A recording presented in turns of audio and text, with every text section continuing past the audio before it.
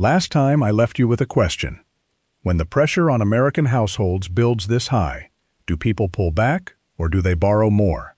I have your answer. In May of this year, the University of Michigan's Consumer Sentiment Index hit 44.8, the lowest reading since the survey began.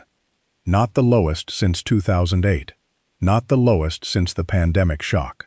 The lowest in the survey's entire history, going all the way back to 1978. And in that same month, Americans increased their retail spending by nearly 7%. All-time low confidence. Spending still going up. Those two things cannot both be true at the same time. And yet, here we are. By the end of today, you're going to understand exactly how, and more importantly, what it means for your wallet going forward. Now, let me tell you what's actually going on. The answer isn't Americans are confident, and it isn't Americans are falling apart. The answer is both things are happening at the same time, to different people. The New York Fed's research desk published a paper in May of this year. Their finding was straightforward. The growth in American retail spending has been driven almost entirely by high-income households, those earning above $125,000 a year. The lower half of the income distribution, their real spending has been flat, or falling. So when you see that headline, Americans spent 7% more this month, what you're actually seeing is one America spending with confidence, while another America is borrowing just to cover the basics. We looked at the debt side of this in our last video together.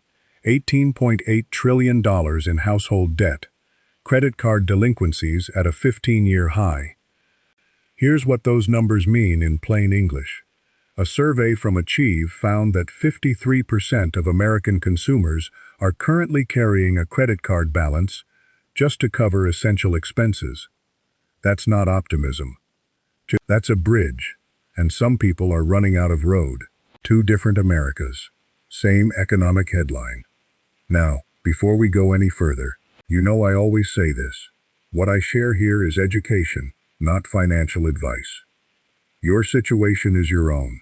If you're making real decisions about your money, talk to a professional who knows your numbers. All right, let's go deeper. Now, when you see a headline that says, "Consumer confidence at historic low," the first thing I want you to ask is, which survey? Because right now, we have two major confidence readings, and they are telling two very different stories. The University of Michigan Sentiment Index came in at 44.8 in May. Historic low, below 2008, below the pandemic shock. The Conference Board Consumer Confidence Index measured that same month, 93.1. Not great, but not a crisis number either. The Conference Board bottomed out at 25.3 in 2009. It hit 85.7 at the height of the pandemic. 93.1 is well above both of those. So, are Americans in a historic crisis, or are they just nervous? The answer, as usual, is, it depends on what you're asking. Michigan focuses heavily on household finances and inflation. How does your personal budget feel? Can you afford what you need? What do you think prices are going to do? Conference Board focuses more on the labor market. Do you feel secure in your job? Is it easy to find work right now? Employment is still holding up. That's why Conference Board is less alarmed. Michigan is measuring something different. It's measuring whether your paycheck feels like enough. And on that question, the answer is clear. But here's the number I actually want you to sit with. Inside the Conference Board report, there's a sub-index called the Expectations Index. It measures where consumers think things are headed, not where they are today, but where they're going. That reading came in at 74.4. Historically, when the Expectations Index falls below 80, a recession has followed within the next 12 months. That threshold has been breached every month since February of 2025. That's 16 consecutive months below the warning line. Now, that doesn't mean a recession is coming. History is a guide, not a guarantee. But it does mean the forward-looking signal has been flashing yellow for a while now. And then there's the piece of data that I think tells the story most clearly. Not a chart, not an index. A simple question conference board asked American consumers in May. Have rising prices caused you to cut back on your spending? 2/3 said yes. And 2 out of every 3 Americans. Cutting back. The categories they named first: clothing and footwear, hobby items, games and toys. Now, most of them also said they're delaying purchases, not canceling them entirely. That matters. It tells us this isn't a collapse in demand. It's demand that got pushed down the road. We'll come back to why that distinction matters. One more thing I want to be transparent about, and this is the kind of footnote I think you deserve to hear. The Michigan Index, particularly this year, has shown a significant split along political lines. Republicans more pessimistic, Democrats more optimistic, or the reverse, depending on who's in office.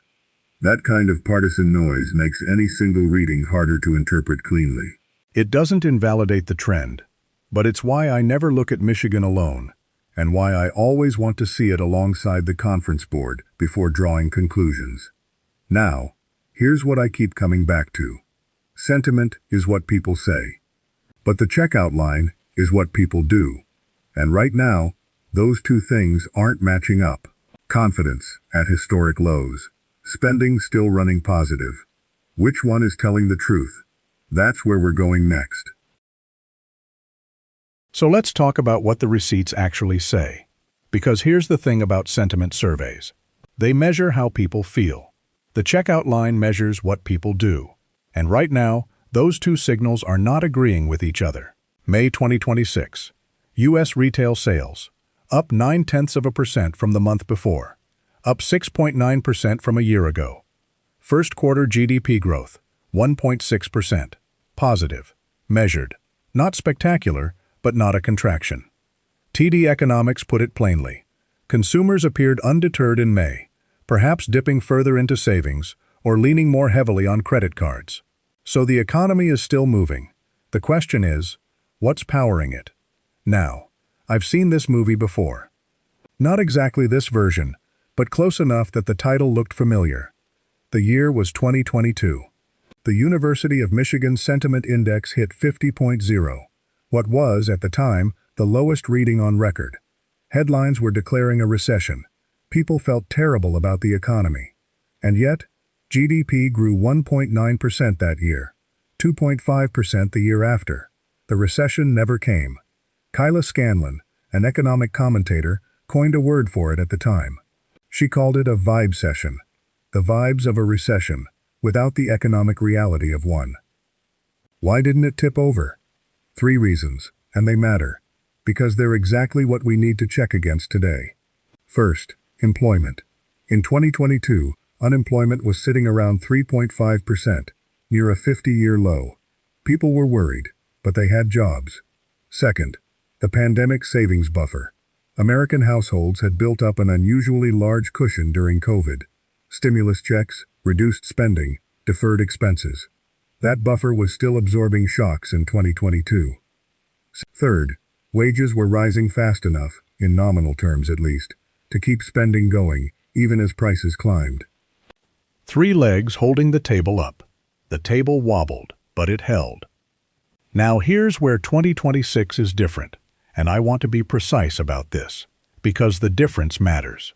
In 2022, the weakness in sentiment was not showing up in actual spending behavior, not even in lower-income households. People felt bad, but they were still spending. In 2026, that's no longer entirely true. The weakness in confidence has started bleeding into real behavior, specifically at the lower end of the income distribution. The sentiment and the spending are beginning to converge, and not in the direction we'd hoped for. The clearest window into this isn't a government report. It's a single quote from the CFO of the largest retailer in the United States. Walmart, first quarter 2026 earnings call. CFO John David Rainey. Here's what he said. We see with our customers that the high-income customer is spending with confidence into many categories, while the lower-income consumer is more budget-conscious and perhaps navigating financial distress. That gap has continued to widen. That's not a Fed economist behind a podium. That's the person reading the receipts at the largest store in America. And what he's seeing, at register level, in real time, is two economies running at two different speeds. And the gap between them is growing. So where does that leave us? Hard data still positive, but it's being carried by one half of the income distribution. The other half is starting to show up in the numbers. Not catastrophically. Not yet. But the 2022 playbook, where bad vibes and good spending could coexist indefinitely, that playbook is losing pages. Now, if this kind of breakdown is helping you make sense of what you've been seeing in your own budget, subscribing means you won't miss next week's analysis either. We cover this territory every week, and the next video in this series is the one that brings all of it together. But first, let's get specific. Because we've been talking about consumers as if they're one thing. They're not. Who exactly is cutting back? On what? And where? That's where the picture gets sharp, and it's where we're going next. All right, let's stop talking about the consumer and start talking about what's actually in the cart. McKinsey ran a survey of American spending intentions in the second quarter of this year. What they found was a clean split between what people are cutting and what they're protecting. The categories taking the hardest hit: accessories, jewelry, home decor, furniture, sports and outdoor equipment, short-term vacation rentals. In most of these categories, 40 to 50% of consumers said they expect to spend less over the next 3 months. Not a little less. Measurably, intentionally less. Now, the protected categories tell you something just as important. Groceries, holding. Household goods, holding.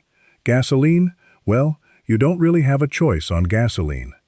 And then there's the category economists sometimes call cheap thrills. Streaming, takeout, personal care.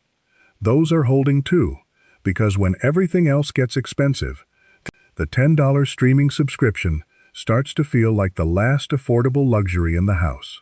And speaking of affordable, there's a concept that gets talked about a lot in downturns. The lipstick effect.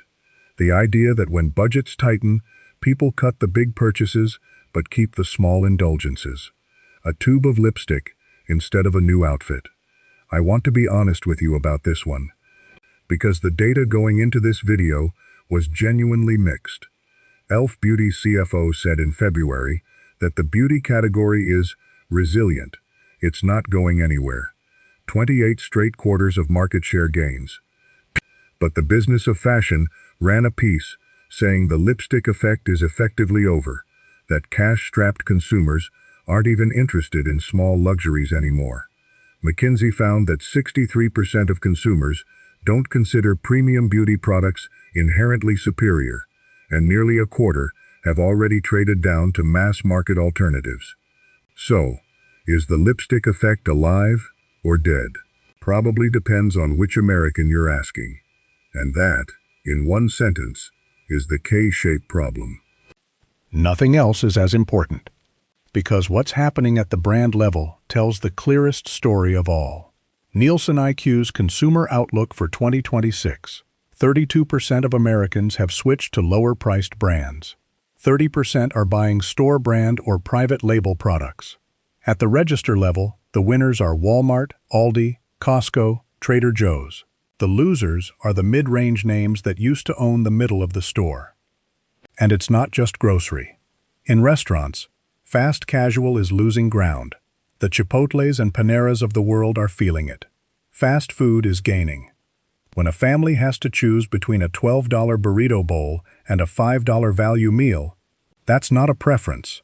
That's arithmetic. Now, I want to put a human face on all of this, because I think we owe it the numbers not to stay abstract.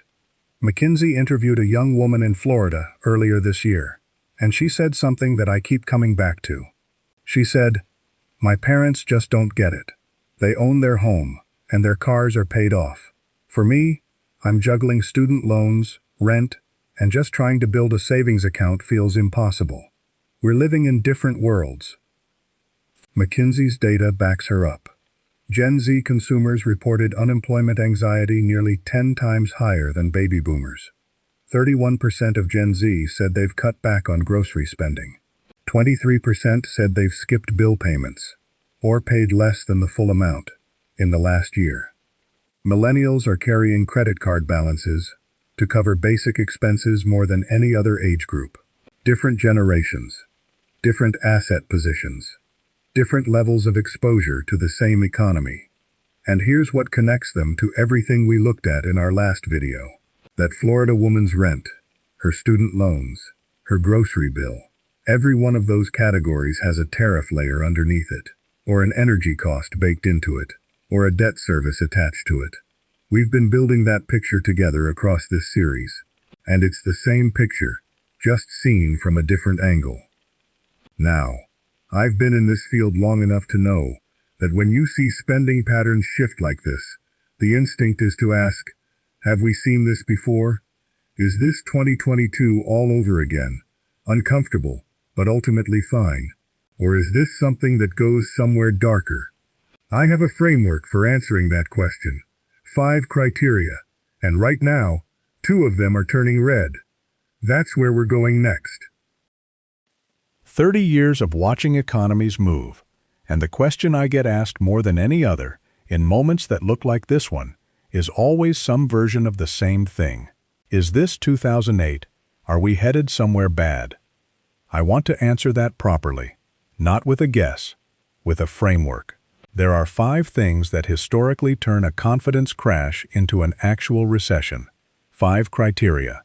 Let me walk you through each one, and tell you exactly where we stand on each right now. First, unemployment. In 2008, the labor market collapsed. 8.7 million jobs lost between peak and trough. Monthly job losses averaging 712,000 in the worst 6-month stretch since 1945.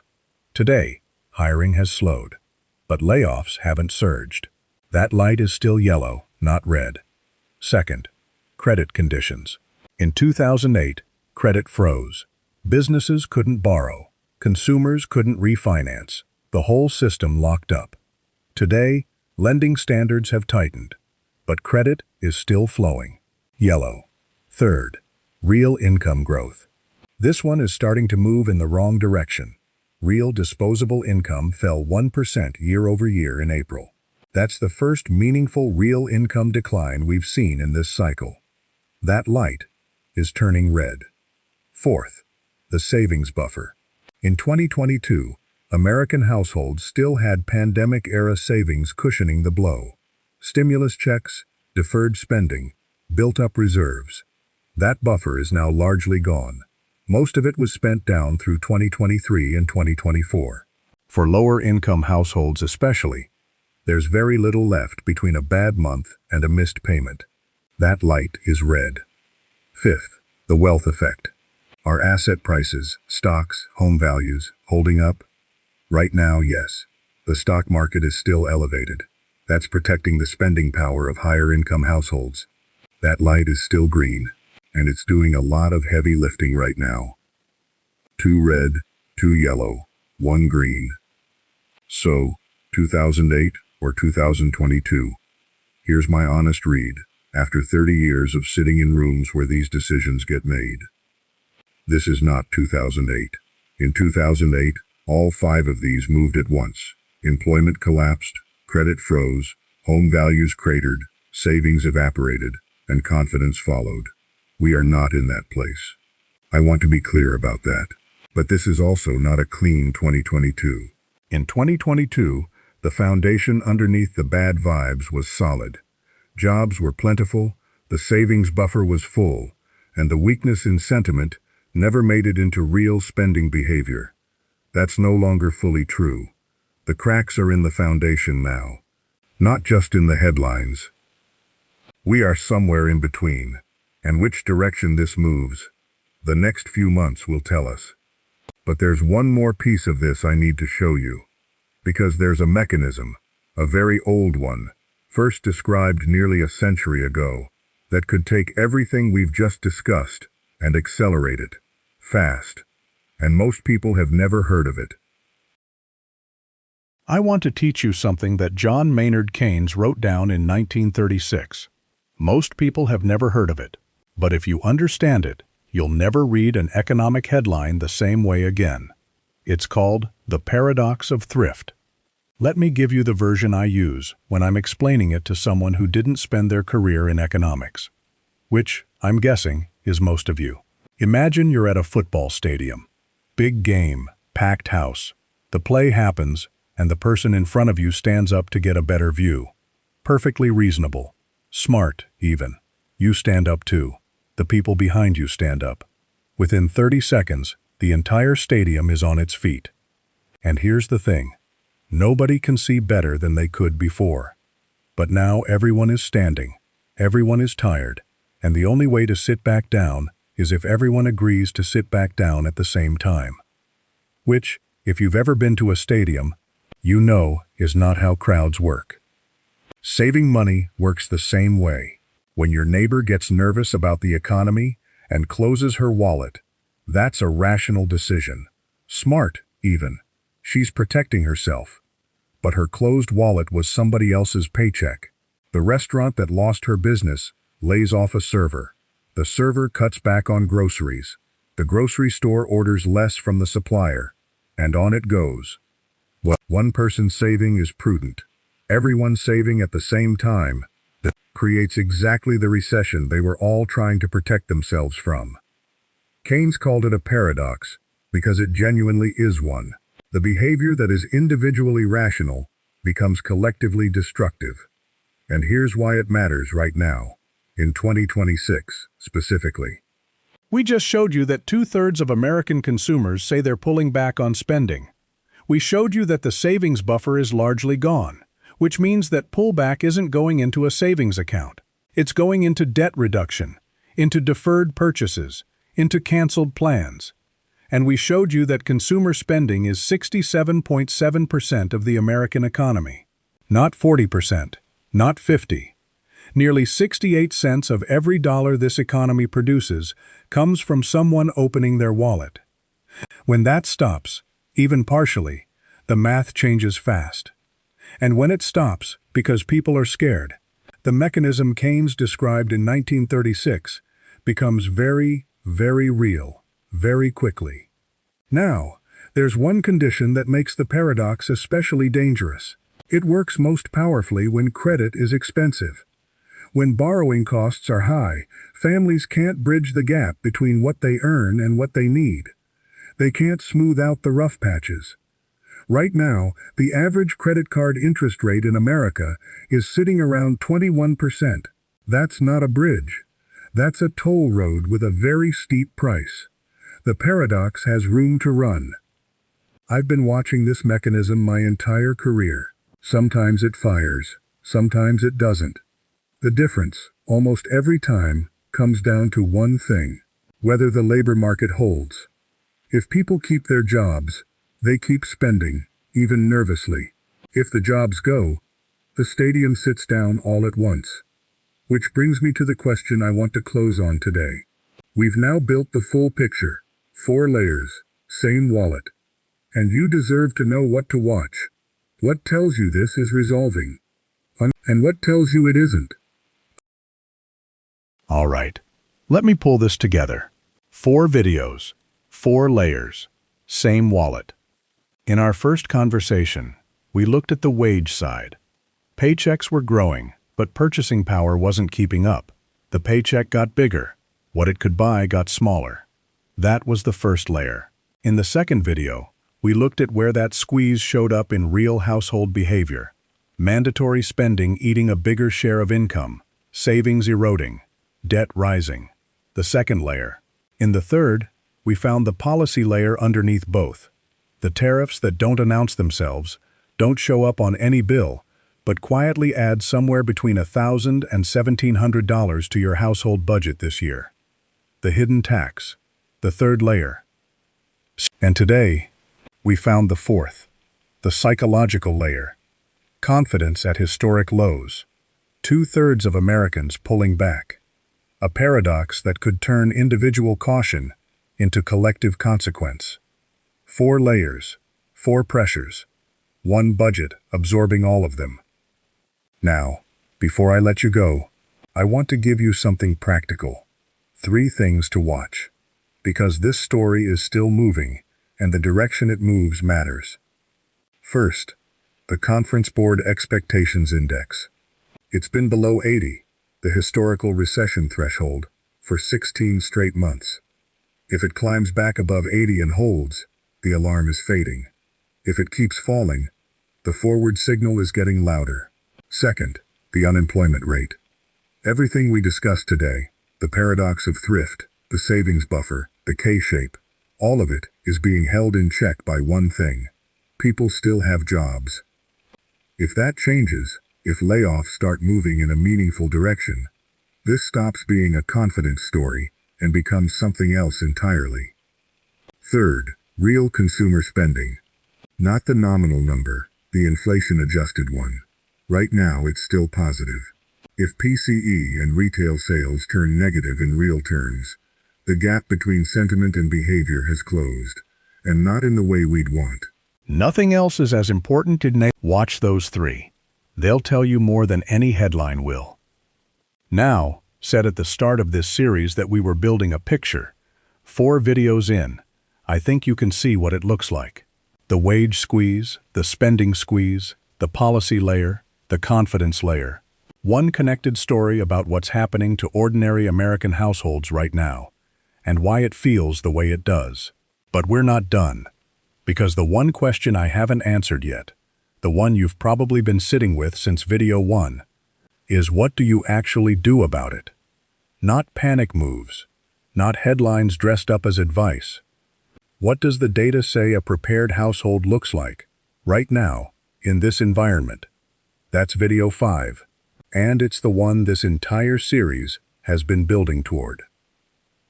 If you've made it this far, you already know how to find it. But let me make it easy. If you want to go back and make sure you didn't miss anything, the video that laid the foundation for everything we discussed today is right here. Video 3, the hidden tax. The tariff layer, the washing machine story, the real cost that doesn't show up on any receipt.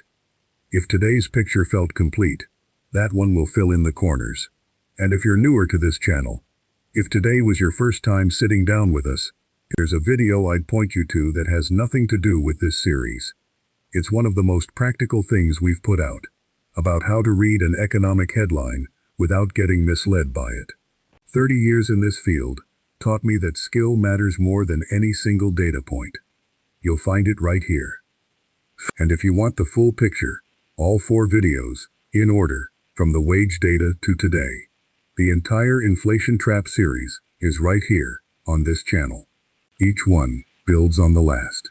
Start at the beginning, and by the time you reach video 5, you'll have the full map. I'll see you in the next one.